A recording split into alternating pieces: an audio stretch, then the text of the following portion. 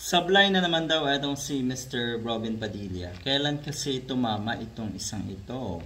Kailan kasi naging angkop sa realidad yung mga statement na itong si Mr. Robin Padilla? Diba hindi? Diba wala? Mantakin nyo kababawan na kuno ay puro kasinungalingan yung investigasyon ng Quadcom, kaya humantong sa recommendation na kasuhan ng crimes against humanity ang kanyang mga kaalyado na si Digong, si Bongo at si Bato de la Rosa. Taas-taasan niyo po yung antas ng inyong pagsagot, yung antas ng inyong statement, bago niyo sabihin na kailangan daw itaas ang antas ng integridad ng ating pamahalaan. Anong sabi? Paano daw itataas ng isang katulad mo ang antas ng integridad ng ating bansa, ng ating gobyerno, kung ikaw mismo kasi ay walang integridad? Ayan, sablay na naman po. At sa madalas na pagbigay niyo ng statement sa social media, sa media, kayo po ay naging kahiya-hiya. Kayo po ay pinagtatawanan. Sabi niyo, may mga advisors kayo. Okay? May mga advisors kayo na pwede niyong hinga ng tulong ngayong naluklok nga kayo bilang senador. So ano pong ginagawa ng mga yan? Bakit parang wala?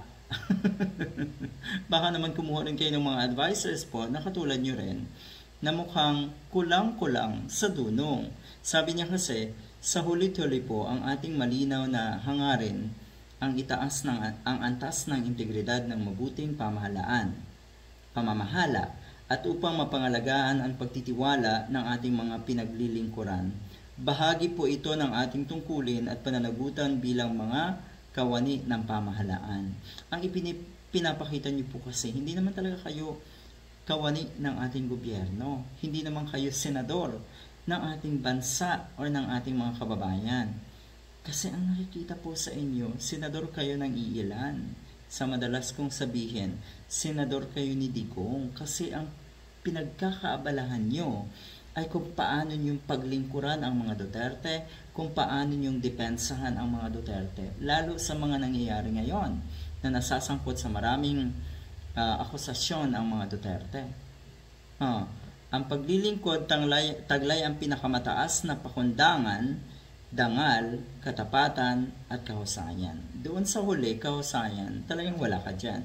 Doon sa katapatan, pwede. Pero tapat na tapat po kayo, Mr. Robin Padilla, sa iilan. Tapat na tapat kayo kay Duterte lang. Pero without, duda ang taong bayan na meron kayong katapatan sa ating bansa. Dangal, pakundangan, wala rin yan. Good luck.